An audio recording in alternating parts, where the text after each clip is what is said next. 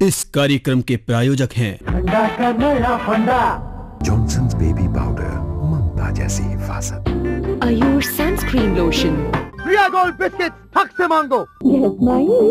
इस्तेमाल करें फिर विश्वास करें। इट्स कलरमेट।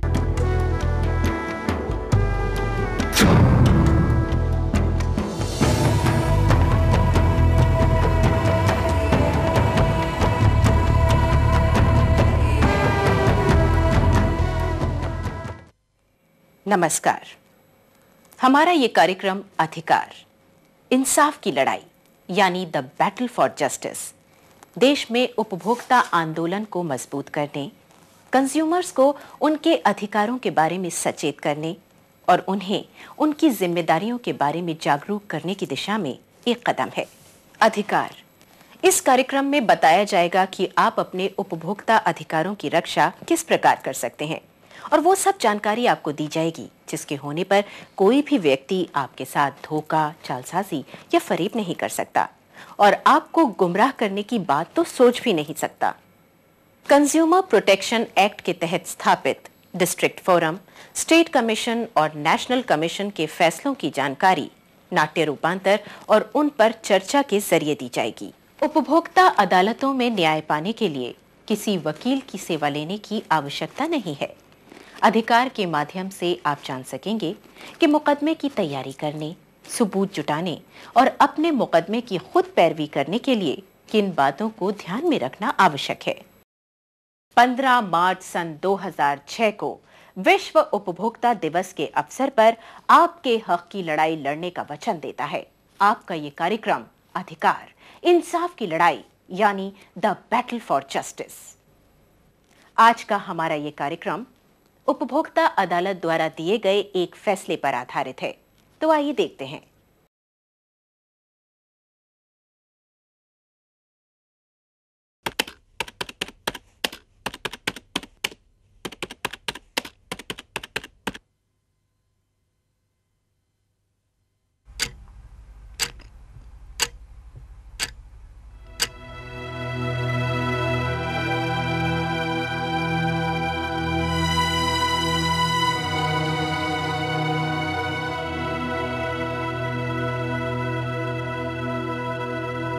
डॉक्टर साहब मेरा बेटा ठीक तो हो जाएगा ना? जब से स्कूल से आया ना कुछ खाया ना कुछ बोल रहा है। फिक्र मत करो रजनी जी, बुखार उतारने का इंजेक्शन लगा दिया। पर डॉक्टर साहब उसे मरज क्या है? इसे कुछ नहीं हुआ, मामूली सा मौसमी बुखार है। देखिएगा थोड़ी देर में आपका बेटा पहले की तरह दौड़ता भागता नजर आएगा। ठीक है बेटा, परेशान मत हो, डॉक्टर साहब ने इंजेक्शन दे दिया ना, अब ठीक हो जाएगा तुम। हाँ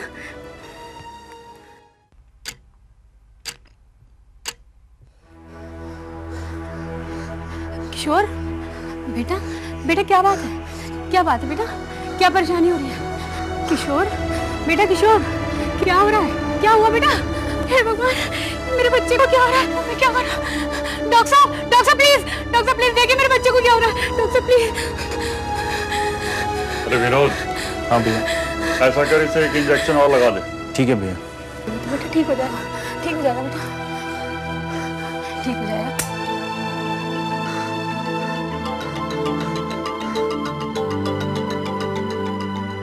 आराम से भैया। अरे घबराओ मत, अभी सब ठीक हो जाएगा, कोई बात नहीं।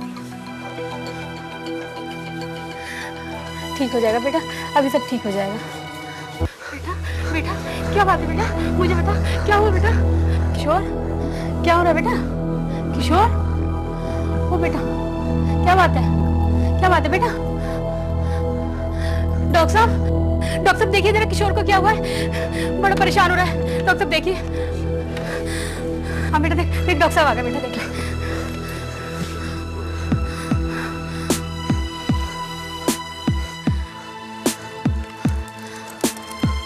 हाँ बेटा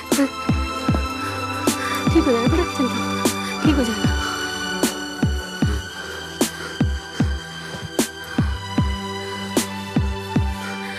ठीक हो जाएगा किशोर बेटा, ठीक हो जाएगा।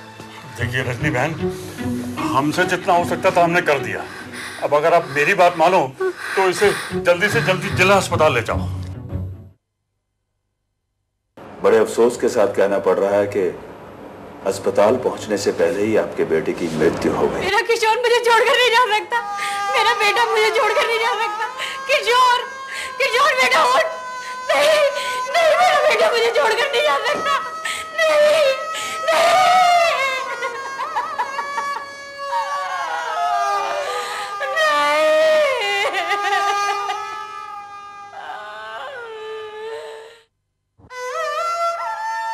किशोर को मामूली सा बुखार था, लेकिन इलाज के नाम पर दोपहर 3 बजे से लेकर रात 9 बजे तक उसके साथ जो कुछ भी किया गया, उसकी वजह से वो मासूम हमेशा हमेशा के लिए मौत की नींद सो गया।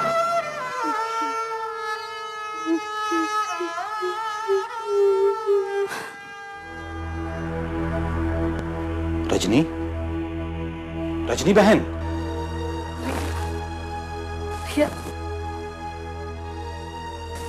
बैठ, बैठ। ये सब अचानक?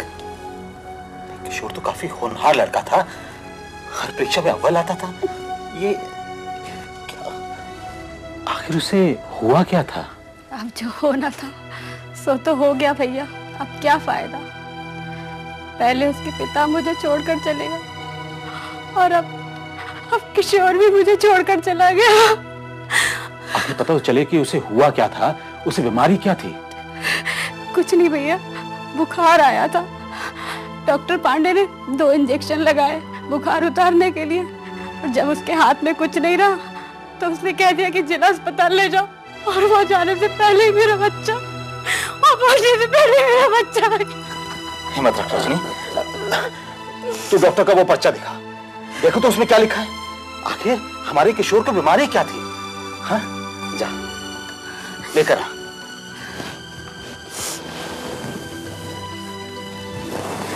ये देखो, ये लिख के दिया। अरे भाई, मेरे तो समझ में कुछ नहीं आ रहा कि आखिर उसको किस बात के लिए इंजेक्शन दिया गया था। ये तो दाल में कुछ काला दिखता है। एक बात बताओ, वो डॉक्टर यहाँ काफी सालों से प्रैक्टिस कर रहा था? नहीं भैया, बस अभी 4-5 महीने पहले तो उन्होंने अपनी डिस्पेंसरी खोली है। नजदीक होने की वजह से मैं दवाई वहीं से ले आती थी। मेरी समझ में तो कुछ नहीं आ रहा।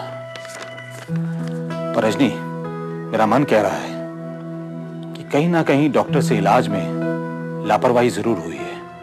जो भी हुआ हो भैया, अब क्या हो सकता, मेरा बेटा तो मिलने से रहा। एक बात कहूं रजनी, मेरे मन में ये बात खटक रही है कि हमारे किशोर की मौत गलत इंजेक्शन लगने से हुई है, और इसके लिए वो डॉक्टर जिम्मेवार है। अब सब्र के अलावा कोई चारा नहीं है भैया। नहीं, नहीं रजनी, इस तरह से निराश होकर काम नहीं चलेगा।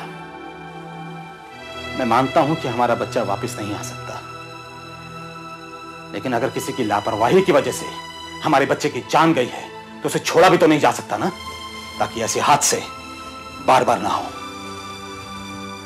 मैं सोचता हूं कि हमें कुछ ना कुछ करना चाहिए रजनी।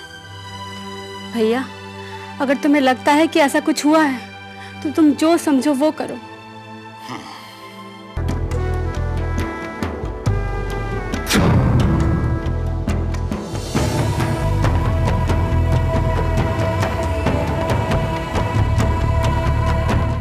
अमिताभ के हाथ में मिलेगा, अभिषेक के हाथ में मिलेगा, 3 रुपए में मिलेगा, कैंडी टमेटो मिलेगा, गोलगप्पा मस्ती मिलेगा, क्लासिक सॉल्टेड मिलेगा, आलू भुजिया मिलेगा। अब प्रिया गोल्ड का चीज ब्रेड सिर्फ 3 रुपए में मिलेगा। प्रिया गोल्ड बिस्किट हक से मांगो।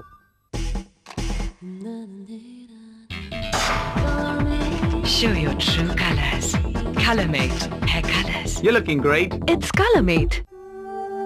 है कोई एहसास इतना कोमल, कोई नजारा इतना अनमोल, इस नन्ही सी जान पर आँच न आने दो। इसीलिए जॉनसन्स बेबी पाउडर, क्योंकि ये है डॉक्टर टेस्टेड, ना एलर्जी का डर ना दानों का। जॉनसन्स बेबी पाउडर, ममता जैसी हिफाजत। एक ऐसी पत्रिका जो आपके अधिकारों से आपको अवगत कराए। अधिक जानकारी के लिए संपर्क करें consumer voice, PO box number 3306, नई दिल्ली 14।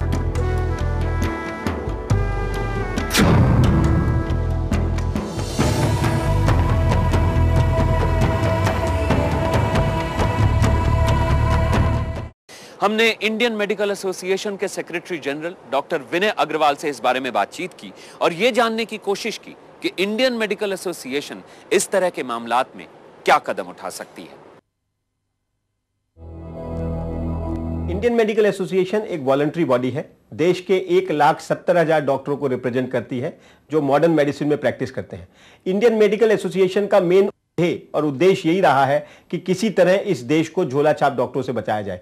लगभग पिछले 25 सालों से हर ब्रांच, हर डॉक्टर और हर स्टेट ब्रांच हमारी इस पे तत्पर है और इस तरीके से इस चीज को हटाने के लिए, इस कुरीति को इस देश से मिटाने के लिए आंदोलन कर रही है। जगह जगह रैलियां निकाली जाती हैं, जगह जगह अनशन किए जाते हैं, पब्लिक को सेंसिटाइज करने के लिए होर्डिंग्स लगाए जाते हैं, पब्लिक में हम पैम्पलेट्स बांटते हैं, अखबारों में एडवर्टीजमेंट देते हैं और उन सबका एक ध्येय है कि पब्लिक हमारी झोला छाप डॉक्टरों से बचे, वो समझ सके कि झोला छाप डॉक्टर इस देश के लिए एक कुरीति है। इंडियन मेडिकल रजिस्ट्रेशन एक्ट के अंतर्गत गठित किसी मेडिकल काउंसिल से पंजीकरण कराना चिकित्सा व्यवसाय के लिए आवश्यक होता है, लेकिन कुछ लोग, जैसा कि यहाँ गांव की ज़्यादा आबादी है इस देश में, वो लोग बिना पंजीकरण कराए गांव में थैला लेकर चिकित्सा व्यवसाय करने लेते हैं और आम जनता को दवाएं आदि देकर उपचार कर लेते हैं, जो विधि विरुद्ध है।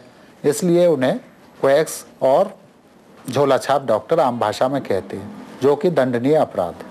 जो डॉक्टर यहाँ बनते हैं हमारे देश के अंदर, करीबन 116 गवर्नमेंट मेडिकल कॉलेज हैं और करीबन इतने ही प्राइवेट मेडिकल कॉलेज के हिसाब से 270 मेडिकल कॉलेज हमारे देश के अंदर हैं, जहाँ अंदाजन प्रतिवर्ष करीबन 100 डॉक्टर प्रति मेडिकल कॉलेज से बाहर निकलते हैं।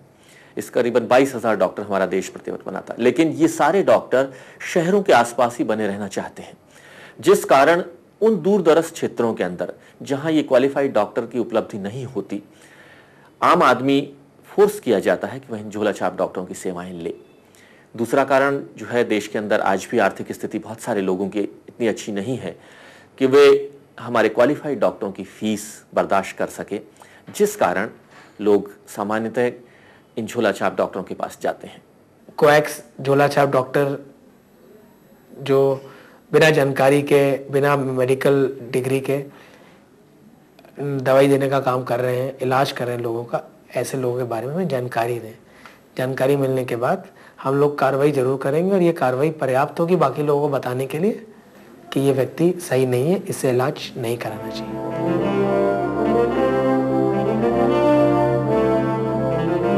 उपभोक्ता संरक्षण कानून बनी है 1986 में। इसके हिसाब से पूरे कंट्री में 600 न्यायालय बने हैं, जिला जिला को एक एक न्यायालय है। ये जो कानूनी बनी है, ये हिसाब से न्याय आपको आपके डोर तक आए हैं। प्रति डिस्ट्रिक्ट में ये जो न्यायालय है, वहाँ आप पूरे कागजात लेके खुद बहस कर सकते हैं और न्याय भी मिलेगा।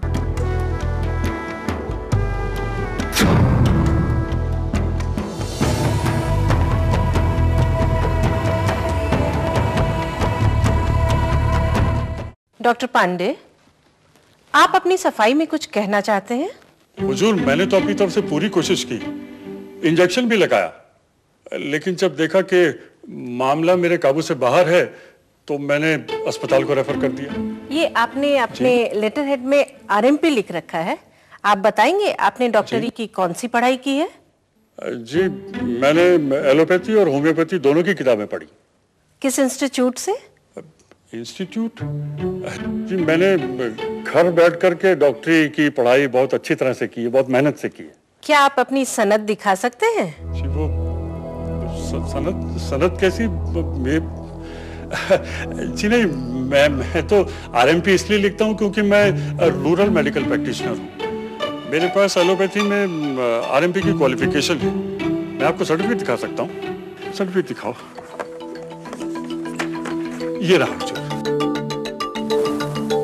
हुजूर, मैंने बहुत मेहनत से किताबें खरीद करके एलोपैथी की पढ़ाई की है और जब मुझे ऐसा लगा कि मैं इस काबिल हो गया हूँ कि लोगों का इलाज कर सकूं, तो मैंने डिस्पेंसरी खोल ली। अच्छा, इसका मतलब तुम्हारे पास डॉक्टरी की पढ़ाई का कोई सबूत नहीं है। वैसे पढ़ाई तुमने क्या की है? जी, मैं मैं आर्ट्स में इंटरमीडिएट हूं।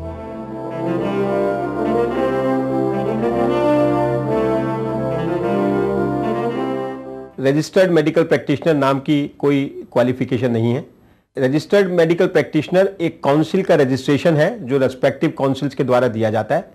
ये एक लाइसेंस है जो आपको प्रैक्टिस करने का अधिकार देता है, और ये लाइसेंस अगर आप आयुर्वेदिक डॉक्टर हैं तो आयुर्वेदिक काउंसिल देती है, अगर होम्योपैथिक डॉक्टर है तो होम्योपैथिक काउंसिल देती है, और अगर एमबीबीएस है उससे ऊपर है तो मेडिकल काउंसिल देती है।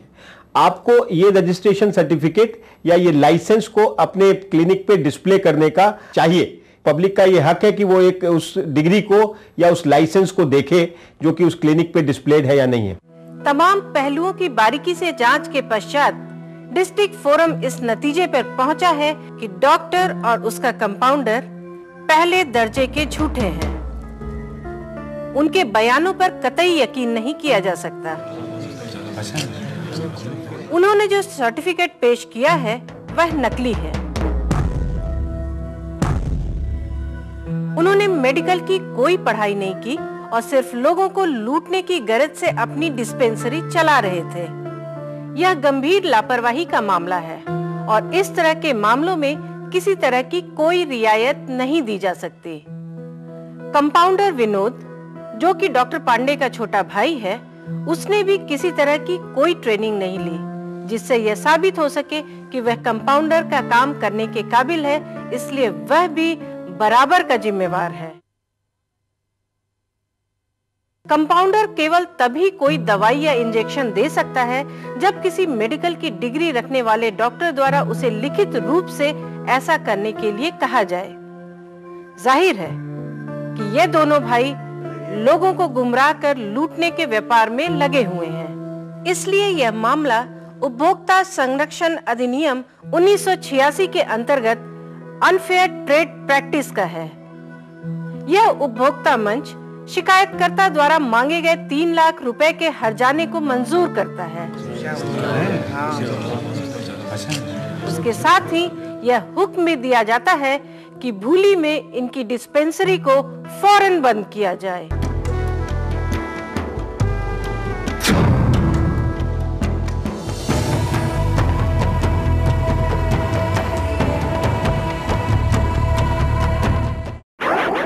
चाहिए ट्रीट, नया Priya gold treat, tangy juicy sweet, I just want my treat. एक से भरा, मस्ती से भरा, हमको चाहिए treat. Contains no preservative, Priya gold का ट्रीट, ठंडा का नया फंडा।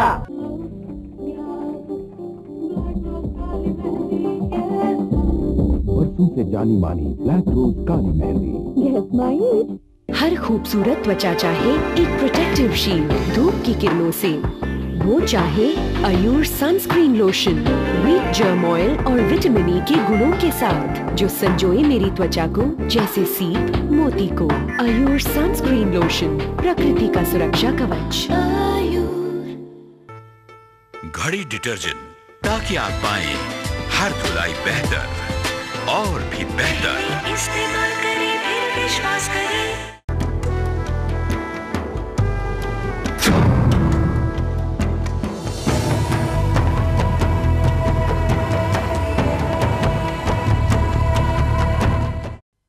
उपभोक्ता अदालत के फैसले से हर कोई सहमत है, लेकिन यहां एक सवाल यह उठता है कि इस तरह के जालसाजी और धोखाधड़ी के मामलों को रोकने के लिए सरकार की ओर से क्या कदम उठाए जा सकते हैं।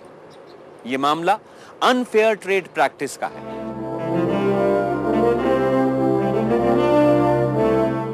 लगभग 20 साल की मेहनत के बाद भी और 20 साल की एक मूवमेंट के बाद भी इस देश में कोई प्रॉपर एंटी क्वैकरी बिल नहीं है जो इन झोला छाप डॉक्टरों पर अंकुश लगा सके, और इसकी कमी की वजह से ही ये झोला छाप डॉक्टर पनप रहे हैं। कहीं कहीं इनको पॉलिटिकल पैटर्नेज भी मिल रही है, जिससे कि ये लोग इन पर, हमारी जो पॉलिटिकल पावर है वो इन पर अंकुश लगाने से कतराती है। और दिल्ली में इस प्रकार का एक बिल लाया गया लगभग 8 साल पहले, और सेंट्रल गवर्नमेंट में भी एक ऐसा बिल तैयार किया जा रहा है, लेकिन कहीं ना कहीं इस प्रकार की सोच में रोक है जिससे कि ये बिल यहां पर लाया नहीं जा रहा है। आज क्योंकि यही क्वैक डॉक्टर्स, हमने बताया जितने क्वालिफाइड डॉक्टर हैं उससे कई गुनी संख्या में क्वैक डॉक्टर्स हैं, उनकी संख्या उनका एक वोट बैंक है। बहुत सारे डॉक्टरों के, बहुत सारे राजनीतिकों के साथ, वो पार्टियों के साथ, राजनीतिकों के साथ वे जुड़े हुए हैं। उनका दबाव बनाने का एक अपना तरीका है। जिसके कारण राजनीतिक लोग अपनी इच्छा शक्ति की कमजोरी होने के कारण कोई सख्त कदम इस पर नहीं उठा पा रहे हैं, और दूसरा इसी कारण ये एंटी क्वेकरी बिल भी नहीं पास हो पा रहा है, उसी राजनीतिक इच्छा शक्ति की कमी और दबाव के कारण। एकमात्र अगर कोई कारण है तो वह यह। दोस्तों, अगर हमारा आज का ये एपिसोड देखकर आपके मन में कोई विचार उठ रहा है तो उसे फौरन हमें लिखकर भेज दीजिए। इसके अलावा हम आपको यह भी बताना चाहते हैं कि देश के प्रत्येक जिले में आवश्यकता के अनुसार एक या एक से ज्यादा डिस्ट्रिक्ट फोरम स्थापित किए गए हैं, और हर राज्य की राजधानी में स्टेट कमीशन स्थापित किया गया है, और देश की राजधानी यानी दिल्ली में राष्ट्रीय आयोग यानी नेशनल कमीशन तो है ही।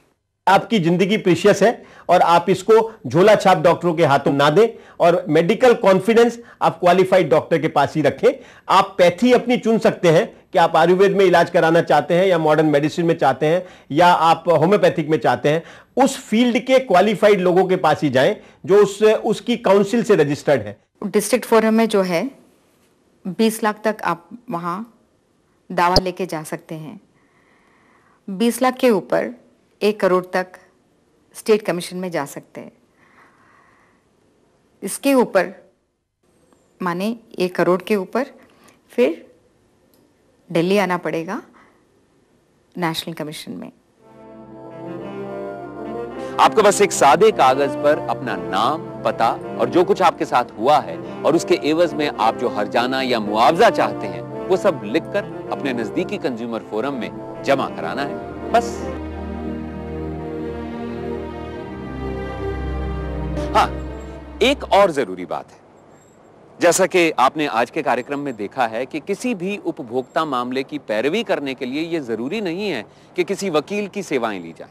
कोई उपभोक्ता अगर चाहे तो वह स्वयं भी अपने मामले की पैरवी उपभोक्ता अदालत में कर सकता है, या कोई एनजीओ या अन्य व्यक्ति भी यह काम उसके लिए कर सकता है।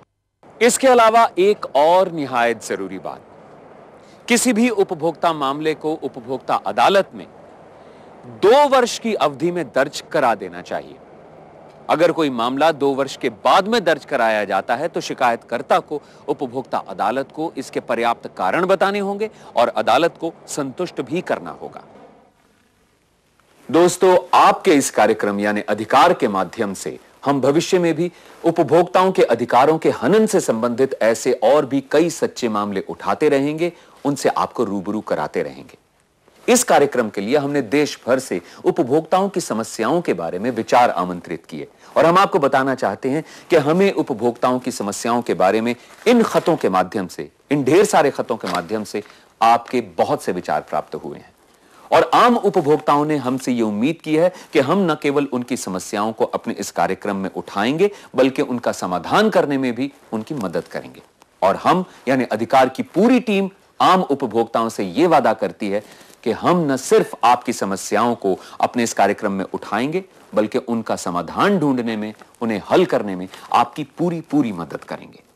और अब आपसे एक अपील, अगर आपके आसपास या आपके साथ कोई ऐसी घटना घटित होती है जिससे आपके उपभोक्ता अधिकारों का हनन होता है तो कृपया चुप न बैठें, अपनी आवाज जरूर उठाएं, क्योंकि कंज्यूमर प्रोटेक्शन एक्ट के तहत आपके उपभोक्ता अधिकारों का पूर्ण रूप से संरक्षण किया गया है। और अब एक सवाल जिसका सही जवाब भेजने वाले भाग्यशाली विजेता को मिलेगा एक आकर्षक गिफ्ट वाउचर। और अब आज का सवाल, डॉक्टर पांडे और उसके भाई विनोद को कंज्यूमर प्रोटेक्शन एक्ट 1986 के तहत किस जुर्म में दोषी पाया गया? आपके जवाब हमें अगले 15 दिन के अंदर अंदर मिल जाने चाहिए। हमारा पता है अधिकार, BKP media vision studio, Noida 201301, Uttar Pradesh. हमारा ईमेल आईडी है adhikar.bkp@rediffmail.com। अधिकार आपका अपना कार्यक्रम है। इसमें प्रत्येक व्यक्ति भाग ले सकता है। पत्र लिखकर, ईमेल भेजकर, फोन या फैक्स द्वारा संदेश भेजकर आप अपनी बात इस कार्यक्रम के माध्यम से सभी देशवासियों के सामने रख सकते हैं। हमारा ये कार्यक्रम अधिकार आप हर रविवार दोपहर 12:30 बजे और हर बृहस्पतिवार दोपहर 3:30 बजे इसी चैनल पर देख सकते हैं। तो अब हमें आज्ञा दीजिए। नमस्कार। इस कार्यक्रम के प्रायोजक थे जॉनसन्स बेबी पाउडर, ममता जैसी हिफाजत। Ayur sunscreen lotion. प्रिया गोल्ड बिस्किट हक से मांगो। इस्तेमाल करें फिर विश्वास करें। It's Colormate.